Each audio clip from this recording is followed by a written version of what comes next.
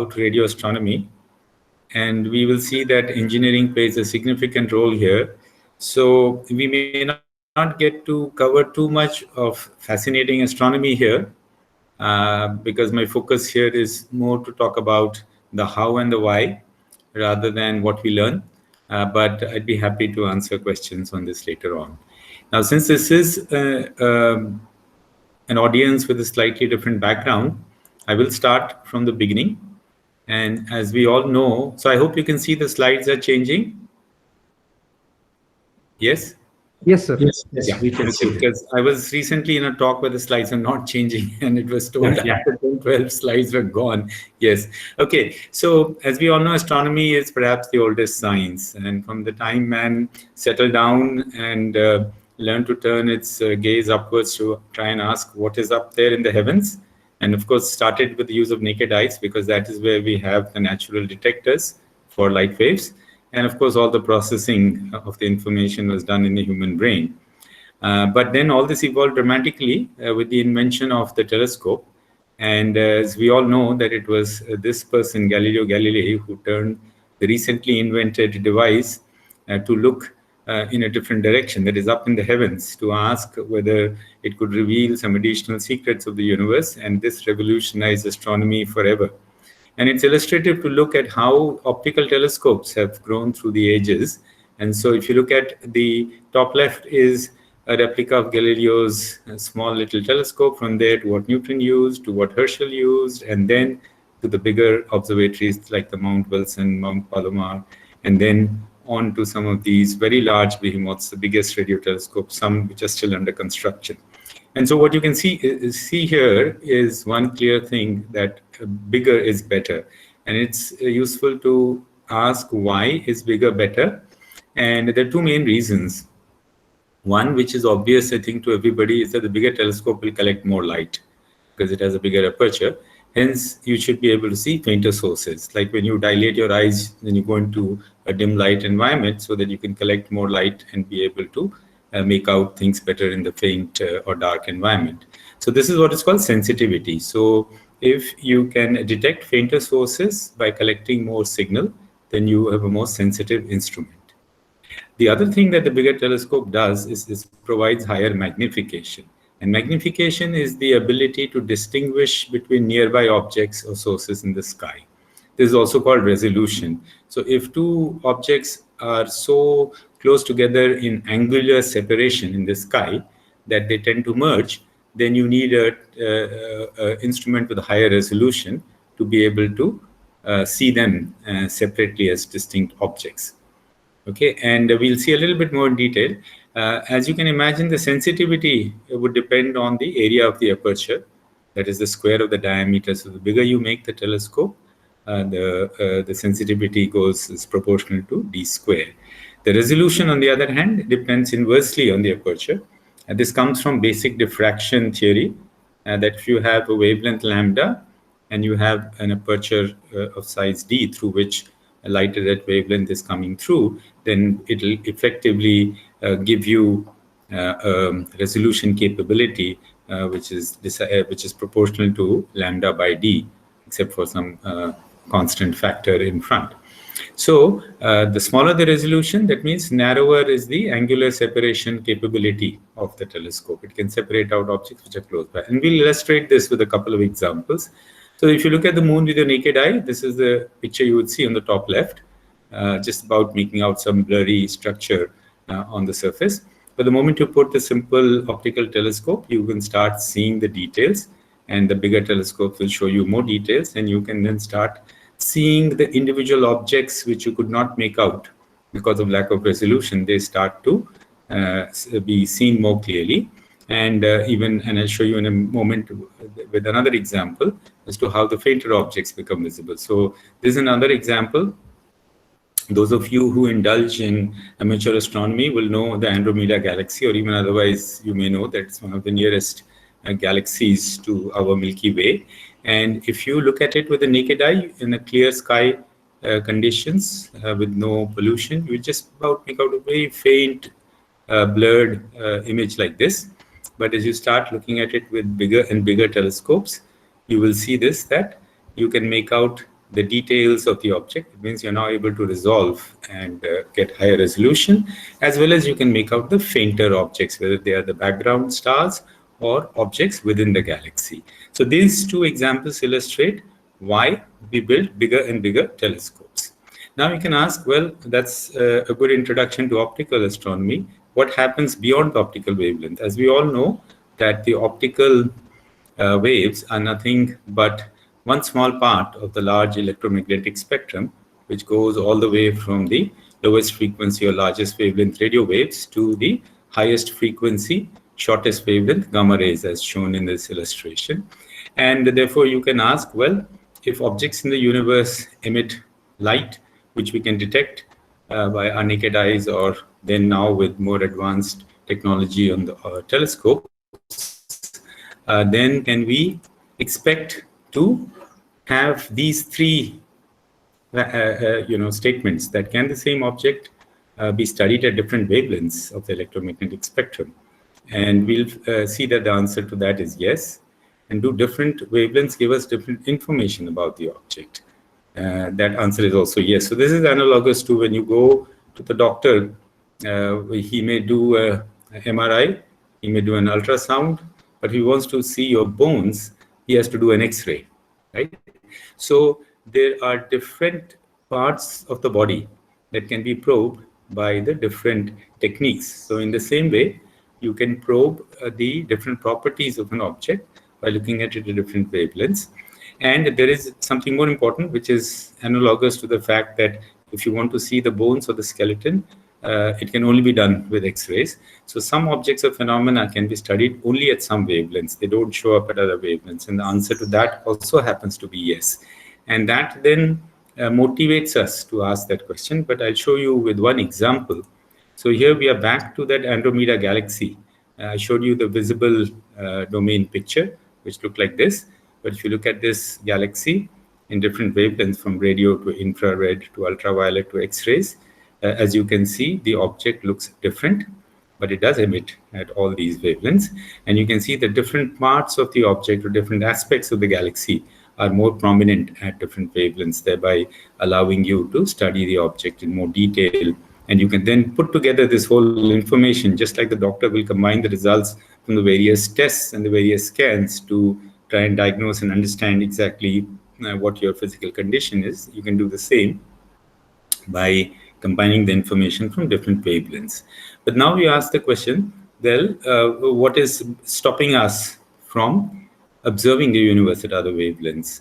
And so the two main hurdles, first is that just like the eyes with the natural detectors, we don't have natural detectors for any of the other wavelengths. So we have to wait till technology taught us how to develop detectors for these different parts of the electromagnetic spectrum. So we had advancements like the photographic plate, charge-coupled devices, and so on, and radio communication equipment for the being able to detect radio waves. Second is something that we don't easily realize, but you can understand that if you know what the ozone layer and the ozone hole is all about, that there are parts of the environment of the Earth which prevent wavelength from outside to reach us. So just like the ozone layer blocks ultraviolet from outside, particularly from the sun, to reach us, in the same way, different parts of the Earth's environment block different wavelengths. So opacity means 100% opacity means that that particular wavelength is completely blocked and prevented from reaching the surface of the Earth.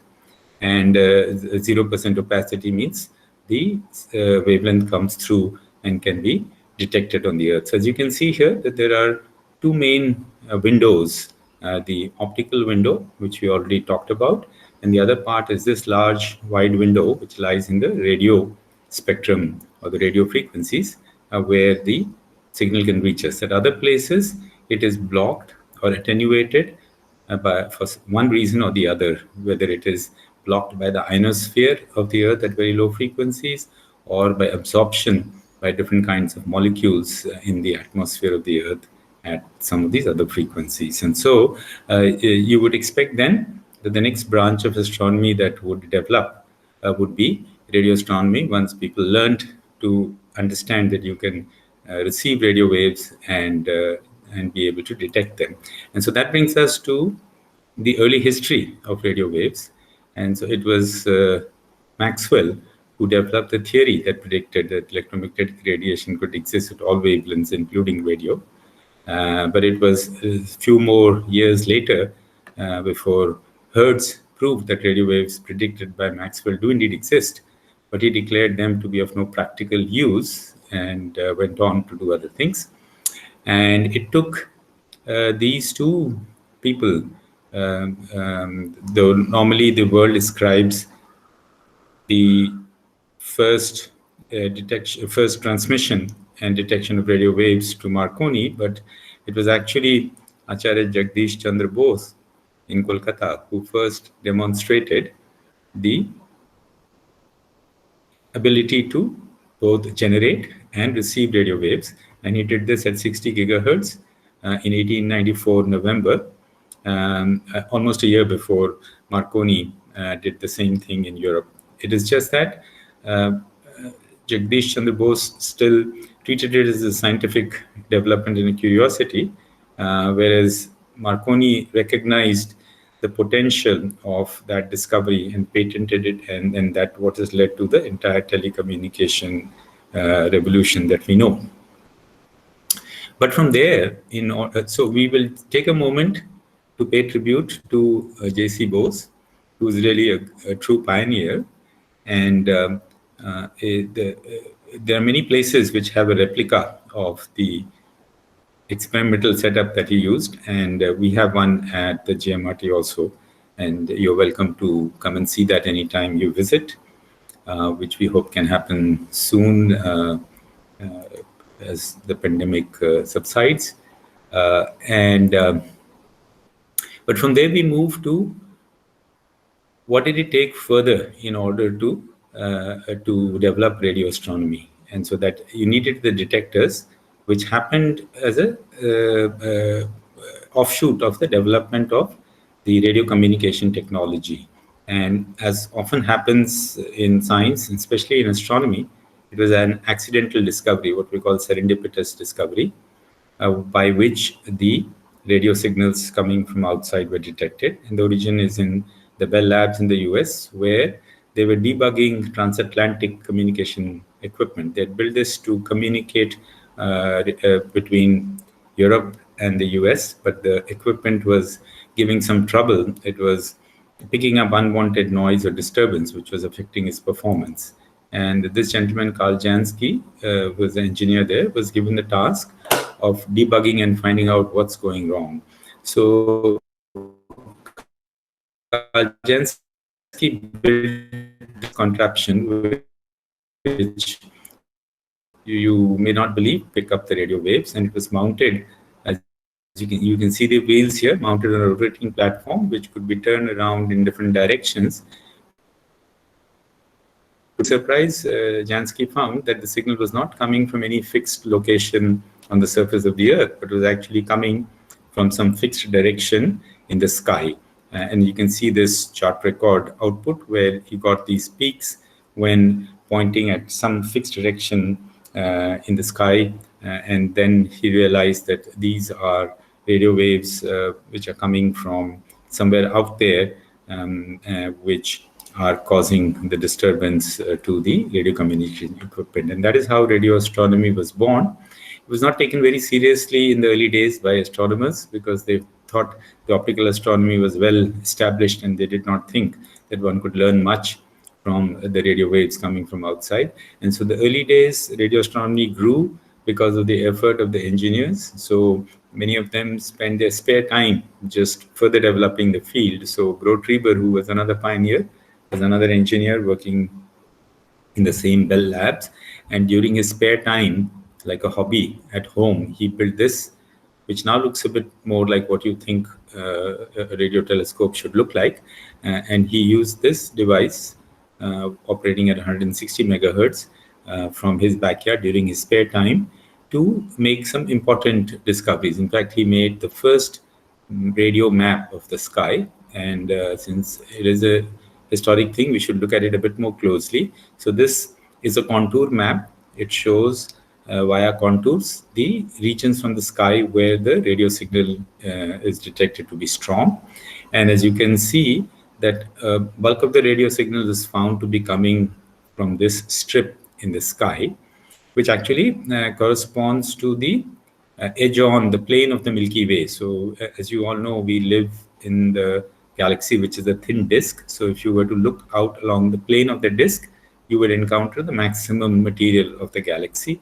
And naturally, that is therefore the strip from which the maximum strength of radio signal is detected. But even here, some of the objects are within our galaxy. So for example, Sagittarius is this object that Karl Jansky saw. It is actually the direction towards the center of our galaxy. But there are some of the objects here which are actually extragalactic objects, not part of our galaxy.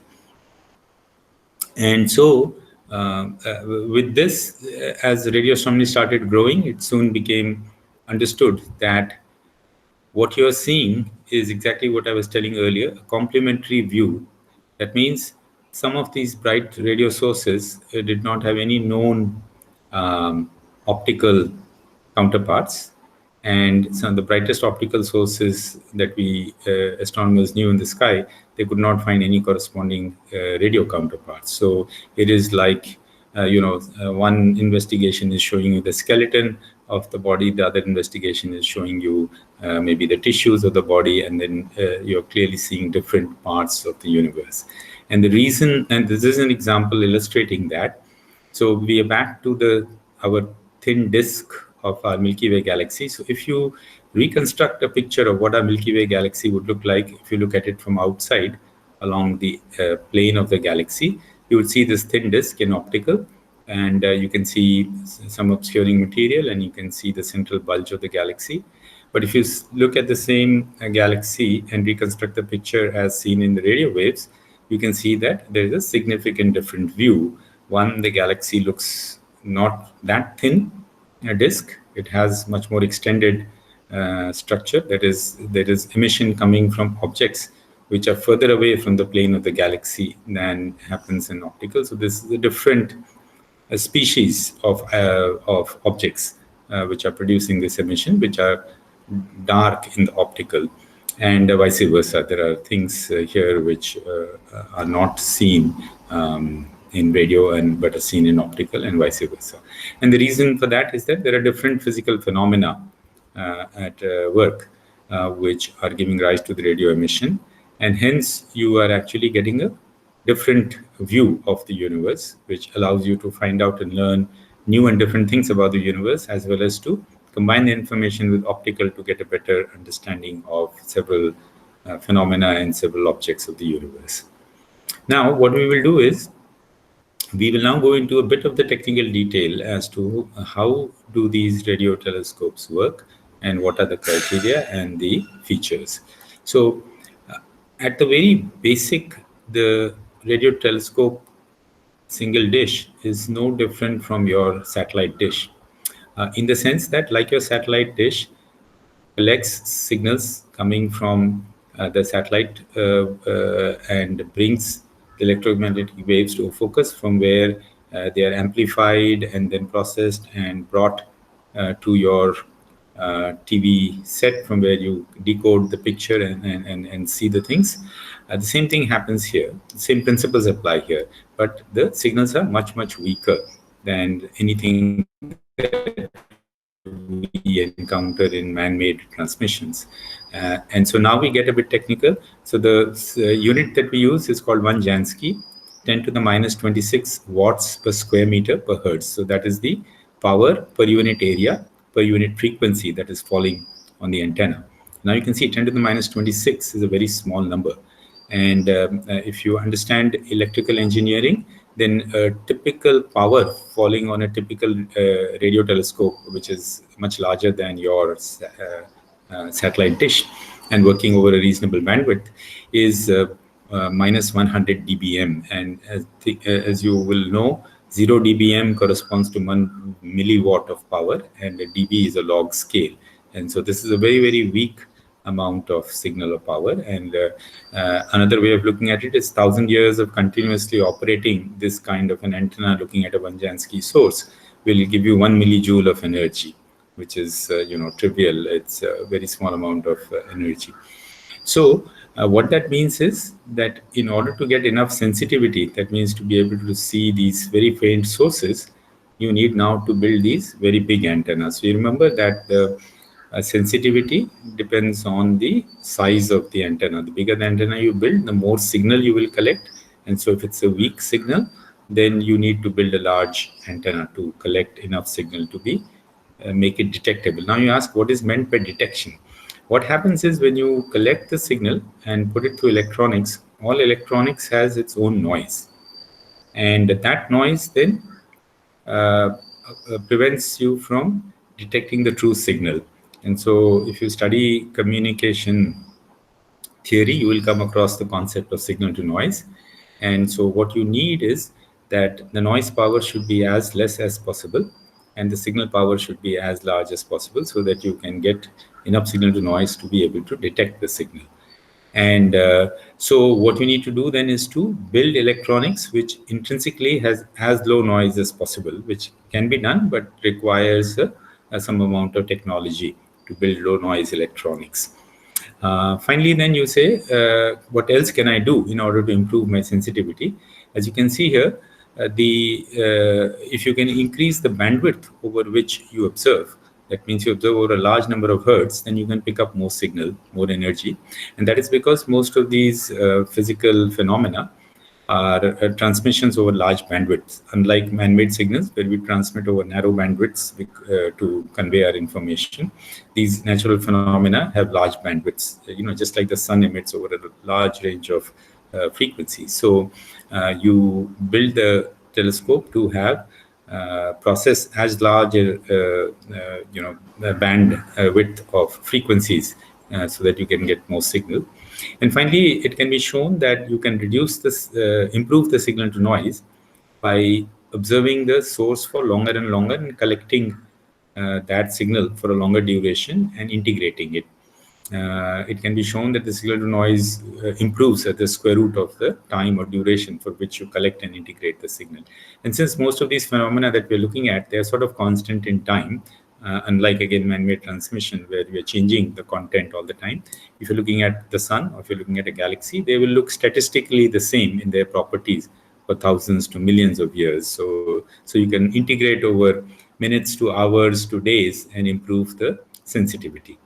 So these are the things that one does in order to get high sensitivity. But as you remember, there was one more issue, which was called resolution, which is the ability to see very close by sources in the sky in terms of angular separation. Now, the resolution depends on the wavelength and the size. So if you take a 100-meter size antenna, so now you see we've gone from the satellite dish to a 100-meter size antenna because we want high sensitivity.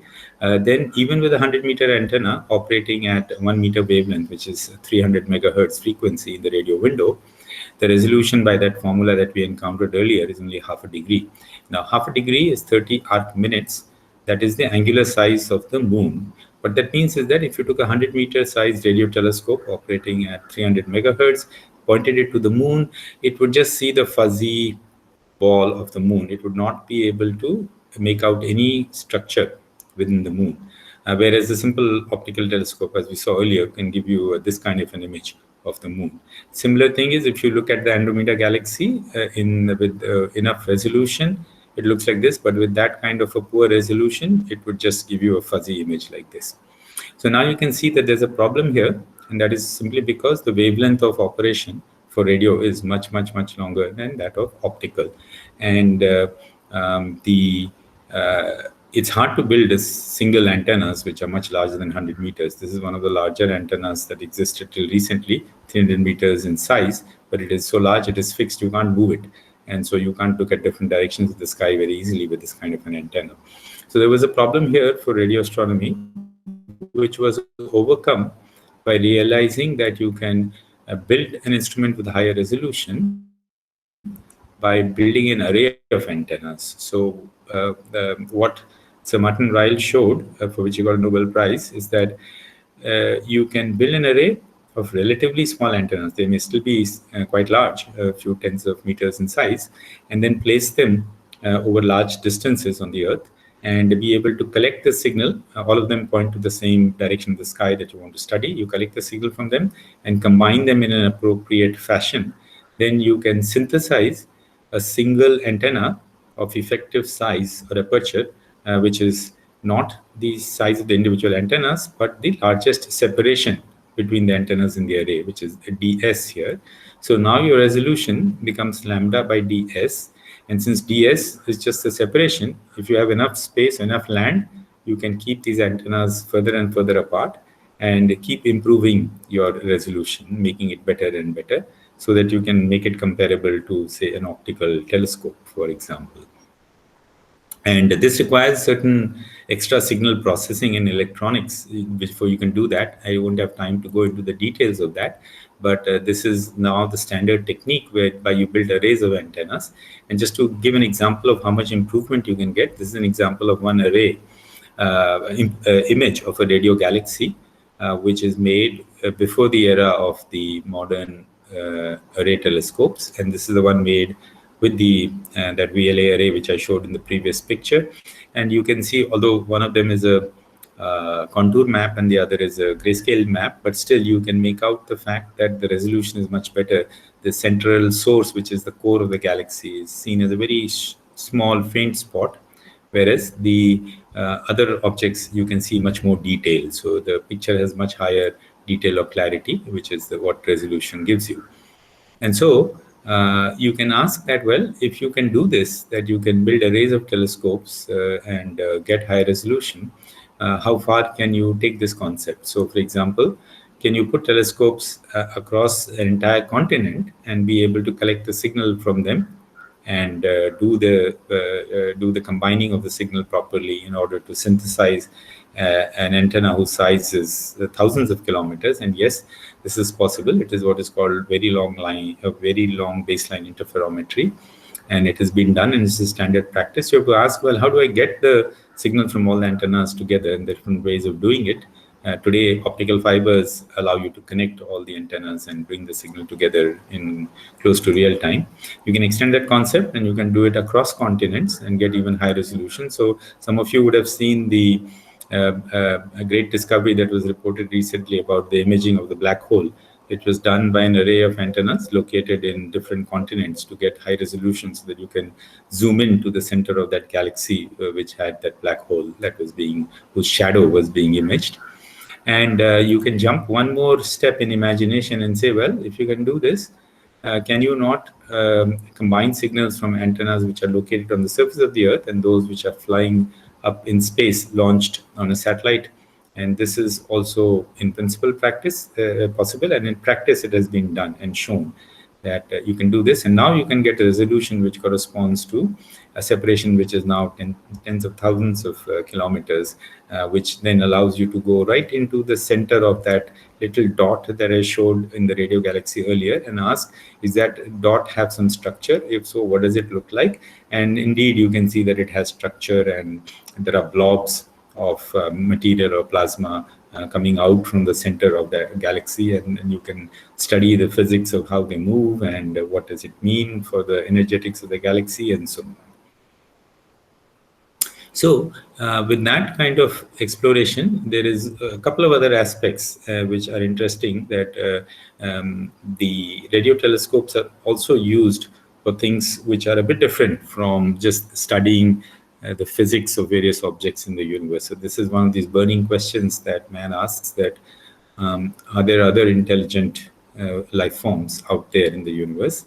And it is generally felt that radio is the best media to look for signals from extraterrestrial intelligence. And many radio telescopes do spend a certain amount of time devoted to this exercise. In fact, some are built exclusively for doing this kind of a study. And some of you may be familiar with SETI at home, where you can use your own home computer or your laptop to help analyze the data taken by some of these SETI instruments to see if you can help them detect the extraterrestrial intelligence signal, which is not an easy task, but that hunt is still on. So from there, we just come to what has been happening in our country and where we stand, and talk about our own facility. So Radio Astronomy India started in 1960s, a bit later than Karl Jansky's time, and it was started in our institute in TIFR by Professor Govind Swarup, whose name was referred to by my colleague Professor Narasimha in the introduction. He was the founder of our group, and we built telescopes in the early days at Kalyan near Mumbai, and then at the UT, which is still existing, the UT radio telescope, which we still use, and more recently the Giant Meter Wave Radio Telescope. There were other groups which set up in Bangalore, the Raman Research Institute, and a few others who built other facilities in the country, which are also different kinds of radio telescopes. And overall, radio astronomy has good roots in the country. And I will now just explain a little bit about the Gmrt. The Gmrt is a low frequency facility. So what is meant by low frequency? You saw that I showed you that the radio window is quite wide.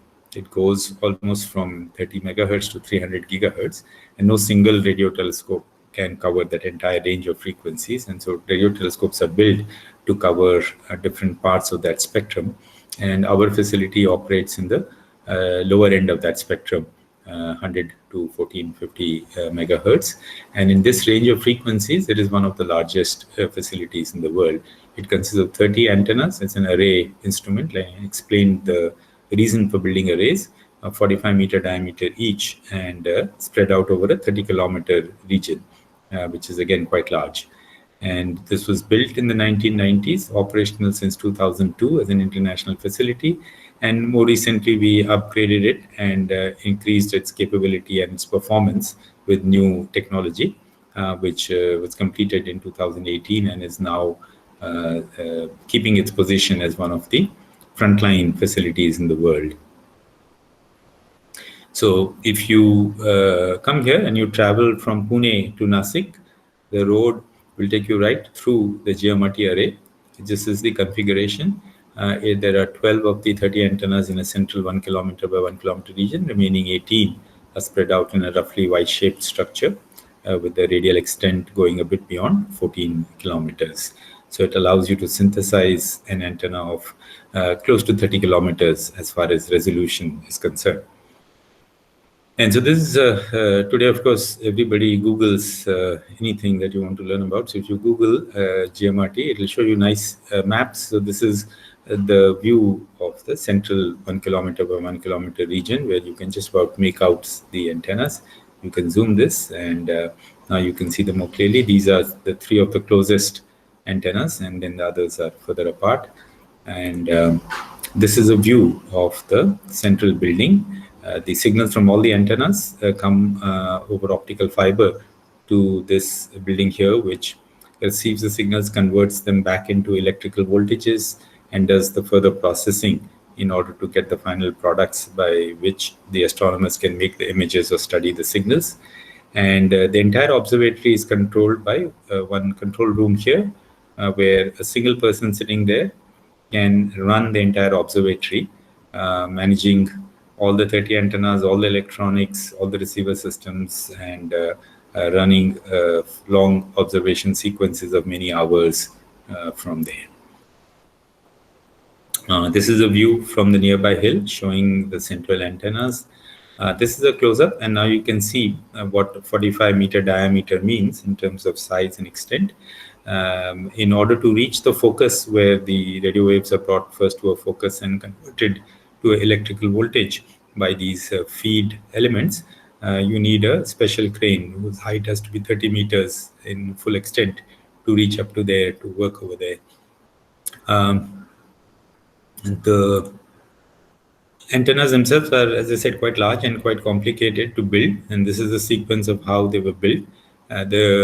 Each antenna sits on this concrete tower, which is equivalent of a 3-story building, and then it is assembled piece by piece, and full antenna assembled on the ground and then lifted up and then put in position. I won't have time to go describe in detail all the electronics, so I can answer questions if people are interested. And as I said, it was built during the 1990s, and it was inaugurated at the end of 2001 and thrown open to the worldwide community for use. And this is from that ceremony where Chairman of the TIFR Council, Ratan Tata, is doing the honors with the then Center Director of NCRA. And the observatory is an international facility. It is used by astronomers from all over the world. And if you look at the usage, you will see that there are today more than 40 countries from which astronomers have used GMRT over its lifetime. A good fraction comes from India, about 50% close to, but there's a remaining which comes from all different countries. And it's very competitive to get time on the facility, because proposal to use the facility for any observation is reviewed by an expert committee, because the requests usually outnumber the amount of time that we have available to schedule observations. And so there is heavy competition in order to get time, and the best proposals for doing the best kinds of science get the time. And what is the kind of science that is done? Again, it's wide-ranging, from studying the sun, looking for extrasolar planets around other stars, to studying exotic objects like neutron stars, supernovae, remnants, microquasars, explosive events in the universe like gamma ray bursts, looking for neutral hydrogen in its various forms, ionized or neutral hydrogen gas in our galaxy, other galaxies, then radio galaxies, examples of which I showed very briefly, all the way back to the early days of the universe, when the universe was very young and the first stars and galaxies were forming. That what was the situation then, what were the properties, all of those can be probed. And you can make all sky maps of the universe at a given frequency, like an atlas, which you can use for as a reference material, just like you use an atlas for various kinds of studies. And so more than 50 papers per year are published in international journals which are based on data taken with the GMRT. Now, as you would have got a sense while listening to all this, that observatory like the GMRT has all kinds of subsystems involving all kinds of engineering and technology, from mechanical engineering to build these large antenna structures, to the servo engineering to move these large structures in an accurate manner so that you can position and track sources as the Earth rotates, to the electronics, from the radio frequency electronics required to build these systems which work over a wide range of frequencies with low noise electronics. And then finally, when you bring the electrical signal down, you convert it, modulate it onto optical fiber to send it back. So wideband optical fiber transmission systems. And then finally, when you get it back into the central receiver room, you convert it to digital, and then rest of the processing all happens in digital, and that reaches fairly high processing capabilities. Like the current GMRT system, after the upgrade, is 20 teraflops of computing with 20 gigabits per second data sustained coming in. And then finally, in order to manage and control this, you need a sophisticated telemetry system whereby you can talk to every antenna, to all parts of the electronics, to configure them, control them, to monitor everything. And then the corresponding software that is required in order to make this whole thing work in a coordinated manner as an observatory, entire monitor control software. And then finally, the software required to process the data and make sense out of it and get to the final astronomical result of interest. So all of that goes into what makes a successful radio telescope. And so we have a very strong engineering team, as well as some of the astronomers who work on this have strong engineering background in order to make these things happen. So I'll briefly just come to this about what's the current status of the GMRT. As I said, it's been operational for well more than 15 years now, and has produced several interesting, exciting new results. As I mentioned earlier, we've just completed a major upgrade, which improves the sensitivity by a factor of 3, also makes it a more versatile instrument. can see more different aspects of the universe because of the range of frequency has been increased. And so that is keeping it in the forefront in the global scenario, at least for the next decade or so. And the aim here is to be able to use this as a facility with which all kinds of new results can come. One of the interesting things, like I mentioned SETI as an example, which is a bit different. Here is an example which is also a bit different, that you think that the facilities like the Gmrt only study astrophysical objects. That is not always true. With a sensitive facility like Gmrt, you can sometimes put it to use for other projects in space missions. So here is one example where we worked together with NASA and European Space Agency ESA in order to provide radio ground support for radio tracking of the ExoMars mission, which went to Mars. So this is an operation very similar to our Chandrayaan-2, where there was a lander module which has to separate from the mothership and make the descent, just like the lander module from the NASA mission, which landed there about a month ago. This was a similar exercise, but done by the European Space Agency. And they wanted to use our sensitive Gmrt as a ground station to pick up and track this. And so we worked with them to take the signal from our Gmrt array output and give it to a receiver system that they had and the software that they brought, which attached to this and could detect this carrier signal being emitted by this probe. It's 3 watts being transmitted. It's like taking your mobile phone and going to Mars and talking from there, and this ability to pick this up. So that's how sensitive the telescope is. And so we could actually pick up this signal. And here's an example of what was needed. What is needed is you pick up the signal and you want to get the Doppler. That means which tells you the spacecraft's motion, how the lander module is moving. And that was their way of keeping track of it. So it's similar to what you all would have seen in the Chandrayaan-2 when you watched from your homes the screen of what was being sent by ISRO, that signal, which was changing with time, telling you the trajectory of the probe. This is a similar way telling you the trajectory about or the health of the probe. And this was done, and the signal was transmitted live from Gmrt to the control station in Germany for this mission. And unfortunately, a bit like Chandrayaan-2, this mission also ended in a bit of a disaster, because just 40 seconds before touchdown, again, it reminds you of Chandrayaan-2, the signal was lost. And it turned out that, again, there was an error in the way the spacecraft was responding. And it actually crashed, a bit like we know happened to Chandrayaan-2 also. And so this is the kind of thing where we can do some interesting things in addition to just studying the astrophysics of the universe, which itself is quite interesting in many ways. And so I'd just like to ask, because I see that we've used up more than 50 minutes. So should I stop here, or I have a few slides which just talk a little bit about the future of radio astronomy? I think you can go ahead for a few minutes. Okay. So I just talk very briefly as to what the future looks like. So if you sit back and look at the Gmrt, which, like I said, though it was built in the 1990s, if you build it today, at that time, I think it cost around 50 crores. If you build it today, it will cost around 500 crores, which is a large amount of money, as you can imagine. It was even then at that time. And so if you want to build something 5 times bigger than Gmrt, which is what would be the next ambition, 5 to 10 times bigger, then you can see that a single country would find it difficult to afford this. And today, so what is happening is that to build these much larger next generation facilities, many countries are coming together.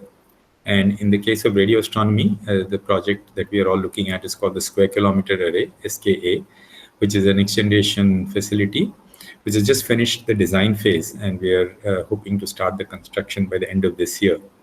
And the full the cost. Now you can see when I said 5 to 10 times, this is the ballpark that we are talking about, 70,000 crores. And so some 10 to 12 countries are coming together to pool their resources and their knowledge and their capabilities to build this facility. And the phase one of the SKA will itself be much bigger than Gmrt. It'll have 200 antennas spread out over 180 kilometers in Australia and South Africa, working over a much larger range of frequencies. And we are part of that project, like I said, with 10, 12 countries. Each country is ending up contributing somewhere around 5 to 10 to 15% of the project. And so this is what it will look like in two parts, both of which are in very radio quiet regions of the world, semi-desert places. So in the northern part of South Africa, it will be the core of what is called SKA Mid, 200 antennas of 15-meter diameter spread out over a bit over 150 kilometers. And in the western part of Australia, at the edge of the Great Western Australian Desert, will be located the SKA Low, which has a different design. It is not antennas like dishes, but it is more like dipole antennas and a collection of dipoles to make a station. The station is akin to a dish, and then many such stations, just like an array of dishes, to make the final full array. So this is will be spread out over 80 kilometers in the phase one, and will be working at low frequencies compared to the SKA Mid, which will be on the slightly higher frequencies. So this is the kind of partnership in the Global Alliance where we have been a member of this partnership during the design phase and are looking forward to being part of it in the construction phase also. And when you think of, as you saw in the Gmrt, we talked about the kind of technologies. The SKA will push all of those to the next level. For example, much more advanced and diversified antenna design principles. You can see this is what the SKA antenna looks like. And you see it looks different from the Gmrt antenna. And there are technical reasons why it's designed that way. And very high quality low noise electronics with cryogenic cooling to keep it at very low temperatures to minimize the noise. And the total data flow from the antennas to the central building, like the signals from 30 antennas, I said 20 gigabits per second for the Gmrt, is petabits per second. It's more than the total internet traffic today. So that's the kind of volume of data we're talking about. And then supercomputing capabilities, petaflops required to process this data and get it to the form where you can start making images and seeing the results. And much more sophisticated management and control software to manage this widely spread out observatory, 2 different continents, headquarters in a third country like the UK, and managing the whole thing. And all kinds of modern techniques in big data processing, machine learning, artificial intelligence, all of this which are needed in order to be really be on top of this large volumes of data that will flow. The total archiving to save the data, final process data, will be also huge. It's like comparable to the data archives that Google and other big fellows have for keeping their data. So it is in that league of technology and work that is needed to make this happen. Okay, so with that I'll stop just to give you a feel for what the future looks like, and it's just a summary of the kind of things we've talked about.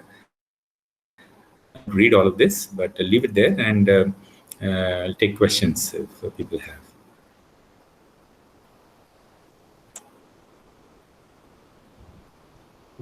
For this very informative and enlightening talk, some of the students from Christian Collective, I think Samir will ask them now. Please, Samir. Yeah. So, could you talk a bit more about the contribution of India to the square kilometer array, like not only in terms of funding, but also in the kind of research that we are carrying out? Okay, I'm happy to do that. So we have been involved in the SKA from the early days.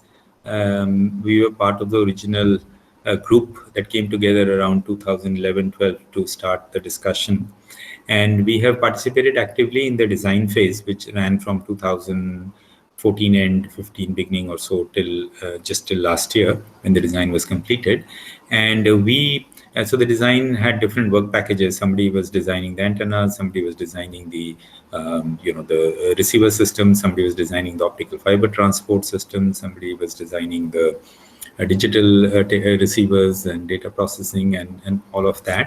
And when I say somebody, they were usually collaborations of members from different countries coming together, but with one country as the lead country for doing the design of the work packages. So we were the lead country for the design of what is called the telescope manager, which is the end-to-end management system for the entire observatory, monitor, control, as well as user interface to the engineers, to the entire the functioning of the observatory, all the way from the time when you put in the proposal to the time when it is evaluated, accepted, scheduled on the telescope. Telescope is monitored, controlled to run the observation, data is collected, and the data finally gets to the whole end-to-end management. And so we were the lead country along with the 6 other countries who were participating with us. And we did that job well. We were the first design package to finish their work in 2018, quite early. And after that, we've been doing early prototyping work. And today we are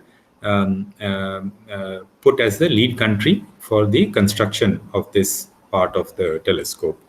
We'll probably be working with 4 other countries, but we will be the lead country. We have also contributed to the design of some of the digital parts as well as the network, data transfer network, and we will be participating in the construction phase in the digital receiver system for the SKA low, as well as for some of the science processing for pulsar signal processing from the telescope, and also for building some part of the one of the receiver systems, the feed antenna, which goes for one of the bands of the SKA mid. Will be built in India. So those are the kind of plans. We're still awaiting the final approval from the Government of India for sanctioning this and moving forward, which we are hoping will happen in the next few months. And then we will be formally joining the construction phase of the project with these different areas of work. And of course, there is a very active science fraternity in the country who are actively been working out areas of science that Indian astronomers would participate in the SKA and use it for the kind of science. And these are people who are also getting trained working on the existing telescopes, whether it is upgraded Gmrt or other international facilities, to learn how to use these for cutting-edge science. And we have now more than 20 institutions in the country which are part of the SK India consortium, 22 in fact, which includes all the major astronomy research institutes, many of the IITs, ISERs, and some of the universities and colleges. And so that is the group that has come together to work in a collective fashion for SK-related work in India.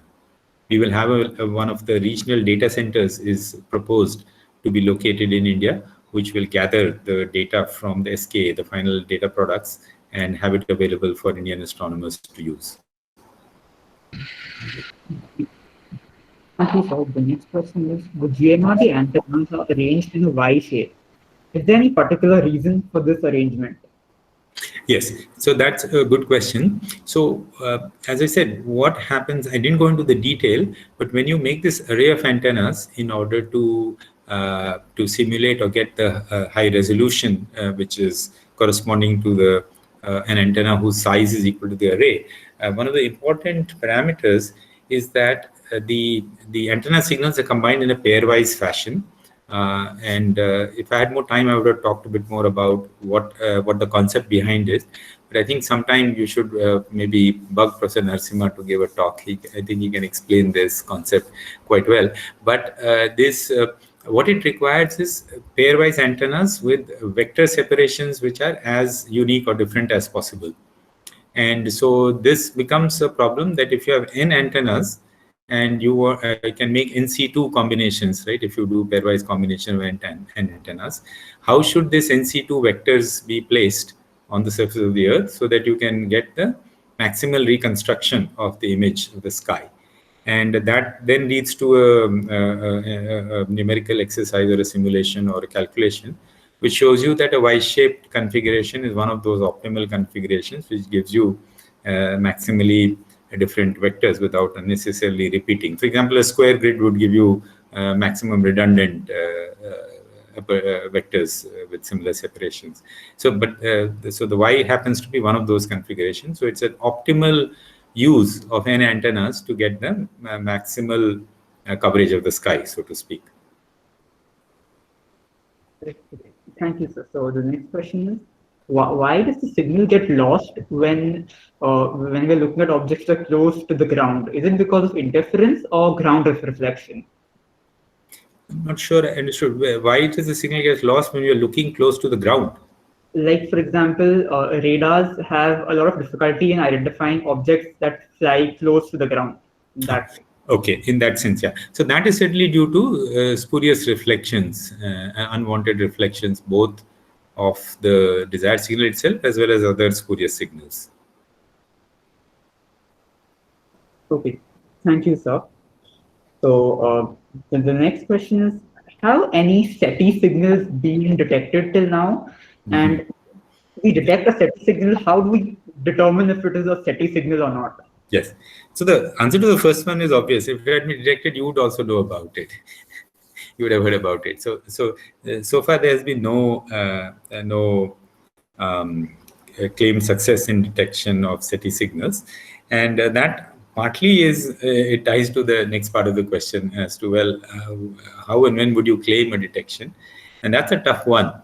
It is entirely based on the premise of our own sort of experience on how we transmit or communicate with each other, which means what you're looking at is, supposing you were just receiving the signal, the telescope pointed in some direction, what you would normally receive is just random noise if there was no definitive signal coming from that direction. If you look at astronomical source, it will have certain properties which are still statistically random in nature.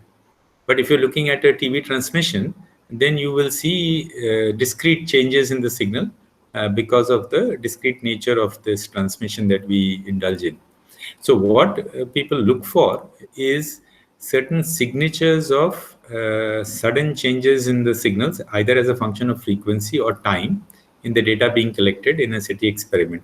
I mean, explaining this in a very simple-minded way, but the basic thing is, you are looking for any unexpected behavior of the signal, which you would not expect from natural phenomena. And then you would ask, well, okay, can I now follow it up and see if it sort of either comes again or something similar comes again, or some other clue I get that this is not coming from a natural astrophysical phenomena.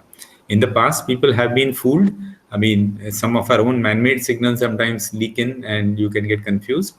Sometimes some astrophysical signals have fooled people to think, hey, here's something that looks different from what astrophysical signals should do. But people find later on that, well, no, it is some kind of astrophysical source which has certain extra properties which give it this behavior. So, but that's what happens. It's like looking for a needle in a haystack where you don't know what the shape or size of the needle is.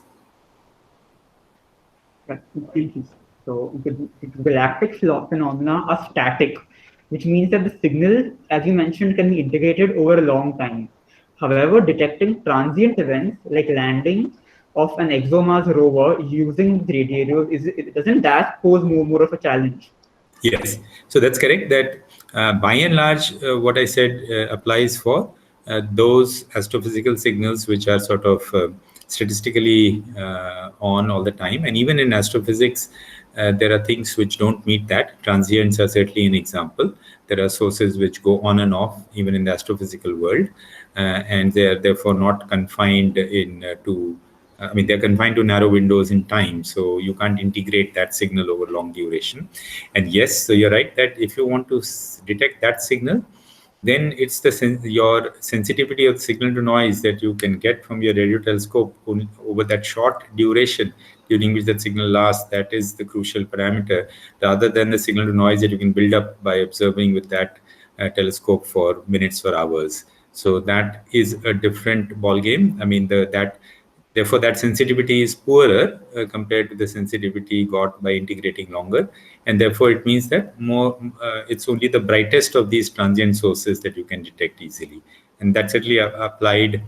So the Mars rover signal was slightly different. In time, it was on. Once it was switched on, it was on all the time. But yes, it's correct that what we are wanting, since we're wanting the Doppler shift with time, it's like a separate detection being done at every time slice. And so it boils down to a similar problem, that your sensitivity over the small duration should be high enough that you can detect that signal. So that's correct. The sensitivity requirement is different for short time duration transient sources. So, as you mentioned earlier, that these telescopes are being built in regions where there's radio silence, right? So now we have the introduction of 5G communication. So do you think this would impact the field of radio astronomy in any way? Yeah, so any of these man-made things impact the field of radio astronomy significantly. When Gmrt was built, there were no mobile phone towers, no mobile phone transmission, at least when it was just started or conceived. And these came up by the late 1990s and 2000, and they're a big headache for us to how to coexist with the mobile phone transmissions. And so 5G is just is going to be a much more widespread version of the existing 2G and 4G problem. So that's correct. And it applies not just to transmissions like 5G, but all kinds of things which you could not imagine, ranging from any piece of machinery can radiate. Anything that sparks, anything has a discharge, produces problems. So a spark plug, by definition, has sparks, and you can get all kinds of interference from just automobile engines which have spark plugs. High frequency transmission lines, electrical power transmission lines produce interference. Windmills, machinery, industries produce interference. And so that's why these new observatories which want the maximal sensitivity are moving to places where there is very low population density and therefore low activity, and certain controls or regulations are there as to what all can come up. Even we have some regulations around Gmrt, but not that easy because of the high population density. Finally, you do all this, there is the other enemy up there in the sky, which is the man-made satellites. So there's a huge amount of man-made satellites now that keep going up for different purposes. And the latest, that you'll soon get your 4G and 5G, not from terrestrial transmissions, but from satellites transmitting and feeding you, which are these new Starlink constellations, which Elon Musk and others are putting up. And so these are all very harmful for astronomy in general and radio astronomy in particular. And there's a big concern. There are ways in which you can mitigate it to some extent, but not completely.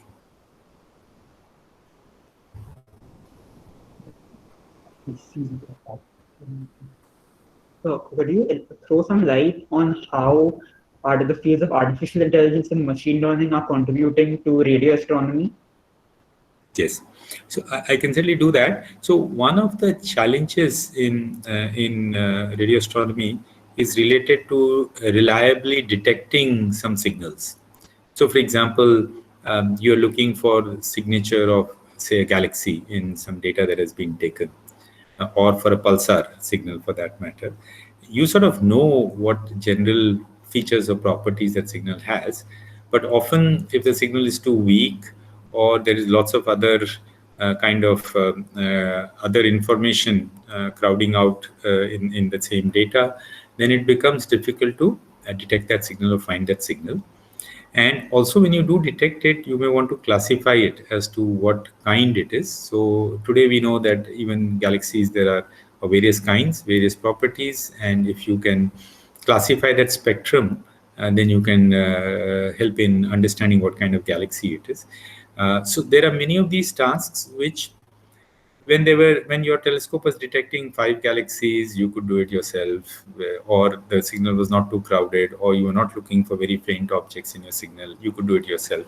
But today, when you do large volumes of data, coming from these very sensitive observatories, we are looking for the faintest of the signals, or you're really trying to do detailed classification, then that is where some of these AI and machine learning techniques are now playing a role. So people have developed techniques whereby you can automatically detect the object in your database and classify it, and then be able to speed up the study for what is being done. And more applications are being found of this kind, where the machine learning is able to pick out or find things which we ourselves would find it much harder or take much longer to do.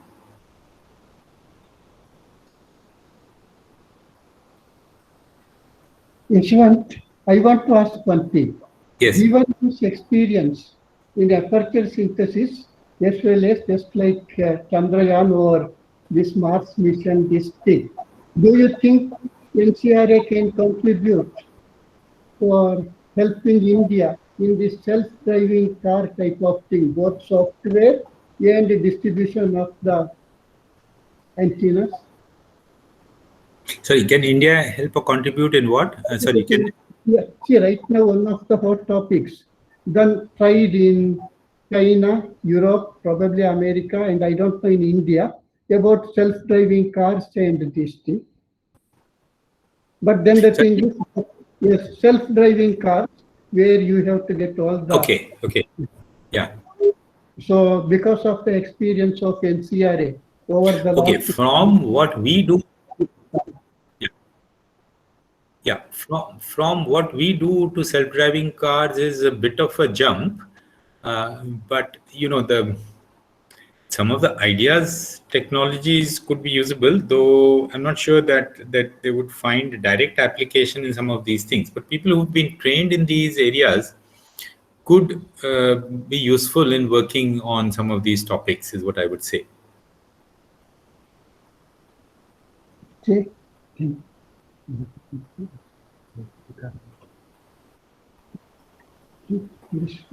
Is there any other question?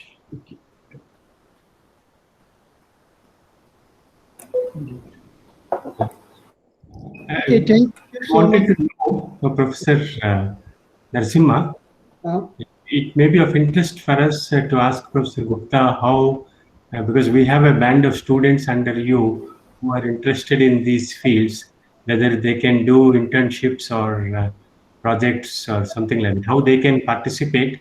Professor Gupta, you may be interested to know that we have recently set up a 100 teraflop computing facility here in IIT Dharwad. So maybe some amount of computing could also be contributed from here.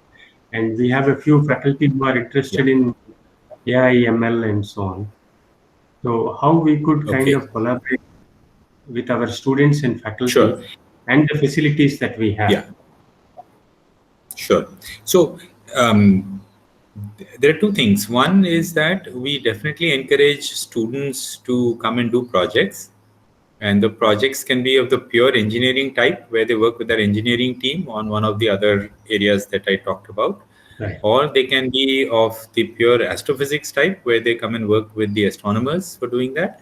They can also be projects which are a bit mixed, where there's a little bit of astrophysics and more of instrumentation, or a little bit of instrumentation and more of astrophysics. That depends on the interest and inclination of the guide. So that certainly we are very much open to, and we encourage. We have a summer research program where we take applications. In fact, the call for this summer just closed about a few weeks ago, and people are right now evaluating the applications and trying to assign projects. That is for the visiting summer program. We also take students for their BTech or MTech projects. If they're allowed to do their projects outside their campus at other locations, then we do support that. And in the pre-COVID days, we definitely used to have a good number of students who would take up their projects with one of us as their external guide, having a local guide from their own institute. So that is as far as students are concerned. And of course, we have a PhD program where we then take students who want to do PhD, and we do take, though of course, primarily that PhD intake is for the BSc, MSc stream. We do have an option for students who have done BTech who want to do a PhD in astrophysics or in radio astronomy to join us. They need to show sufficient grasp of physics as a basic thing. But we have a program where they intern for an extra time so that they can get the extra coursework in areas of physics which they may or may not have covered in a BTech degree, for example, and then they move over to our main PhD program. So these are the various kinds of options for students. For faculty, what I would really encourage, which is not, unfortunately, probably you have to wait for some more months before we can do that, is to arrange a visit. That's the best way to do it. So the team of faculty members from your place who may be interested, and that we could exchange emails and identify based on a discussion, could make a visit. They could visit the Gmrt facility, visit our Pune center, interact with colleagues, maybe give one or two talks about what they do at IIT Dharwad, and then that could lead to possible areas of collaboration that could be identified. I would also encourage IIT Dharwad maybe to join the SK India consortium. We do have some of the IITs, for example, as you said, from your second generation IITs, IIT Indore is a member there. And of course, some of the first generation IITs are also members of the consortium. And that then allows them to be part of this slightly larger group where we are looking at possible areas of technology growth related to SK. And this thing about using facilities for computing is very welcome. And if there are experts in AI and ML who would like to interact with our people, that's most welcome. And so, if we arrange a visit, then that would really be very nice, though we may have to wait maybe a few more months before that is feasible.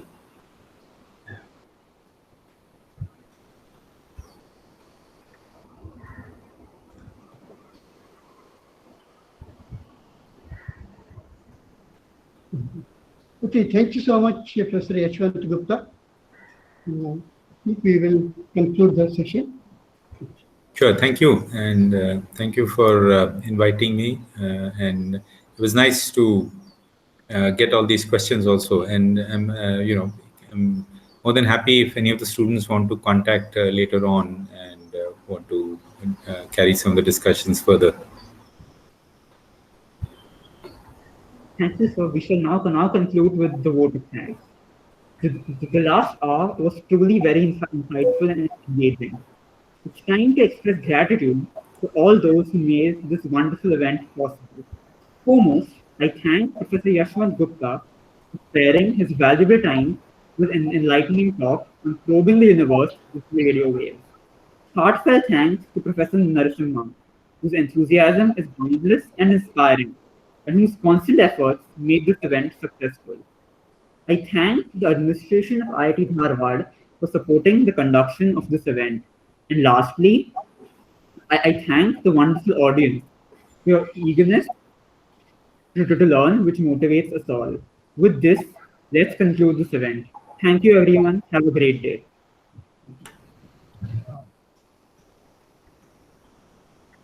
Okay, thank you. Bye-bye. Thank you. Thank you.